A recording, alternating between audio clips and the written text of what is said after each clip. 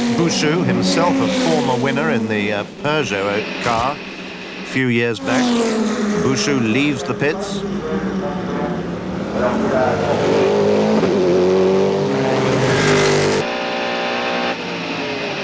And here we are out on the track with Christophe Bouchou, something of a Le Mans expert in what is undoubtedly one of the two fastest cars here. The Mercedes and the Toyota have been fighting it out all through pre-qualifying, all through the long qualifying run-up to today's 4 p.m. start at Le Mans.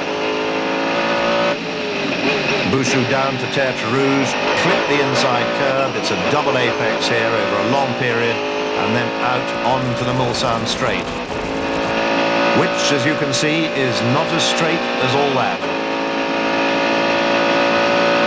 Now he's got a long run down to the first chicane, which is the right-hand chicane, and look at the closing speeds on the GTS cars. That's one of the Porsches. Just passed him about 70 miles an hour quicker, right down through the gearbox, right and then left, back out onto the straight and heading down now to the second of the Mulsanne chicanes, which is a left, right, left. You have to be so careful through these chicanes not to damage the transmission, not to bang the wheels up on the curbs, to look out for loose gravel thrown up by less cautious drivers. Bouchou now doing over 330 kilometers an hour before he reaches the braking point. Down into the chicane, neatly, careful not to throw the car onto the curbs. He's got one of the BMWs, we can't see which one in front of him.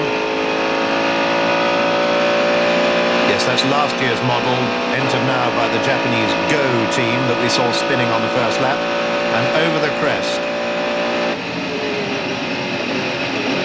and down to the famous Mulsanne corner. Very slow through here, an accelerating way now, up towards Indianapolis. And it was along here, Bouchou must think about this, it was along here in qualifying on Friday that Mark Webber, the Australian, had a terrifying flight when the aerodynamics on the Mercedes all went wrong and the car took off over a crest and literally flew through the air. Mercedes say they fixed that problem, put a lot of extra aerodynamics on the front.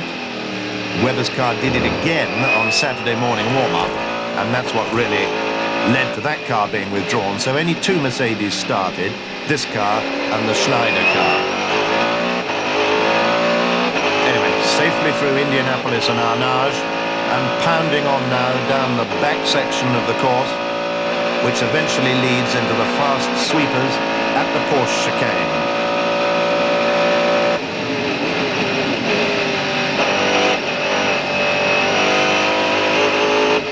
Bouchou closing on a group of traffic here, blasts inside the Porsche, but he's now closing up on one of the Toyotas. That's probably the number 3 car, the Japanese-driven car. Not quite as quick as Boutsen in number 1 and in number 2 and Brundle in number 1. Very crowded through here now. Everyone's got to find a way past. One of the Vipers disposed of by both these front-running cars. Bouchou up very close behind the Toyota. Early on in the race still, of course. It's still daylight. We got nowhere near dusk on Saturday evening. And Katayama very sensibly lets him by. Across the start-finish line, the end of another lap.